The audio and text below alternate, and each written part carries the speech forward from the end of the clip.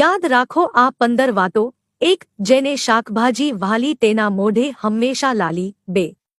જેને ઘેર તુલસીને ગાય તેને ઘેર કોઈ રોગ ના જાય. 3. બીટ અને ગાજર તંદુરસ્તી હાજર. 4. કરિયાતું જે રોજ પીવે તે હંમેશા તંદુરસ્ત જીવે. 5. પાઉં અને પિઝા એ નરકના વિઝા. 6. જે મોડે સુધી જાગે એ રોજ દવા માંગે. 7. જેનો ઝાડો સાફ તેના બધા રોગ માફ. 8. રોજ ખાઓ દૂધી અને કરો લોહીની શુદ્ધિ. 9.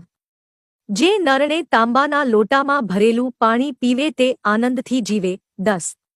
જેનું પેટ બહાર એના રોગ અંદર, જેનું પેટ અંદર તેના રોગ બહાર. 1. જે ખાય ટામેટા, કારેલા ને કાકડી તેની તબિયત રહે ફાકડી. 12.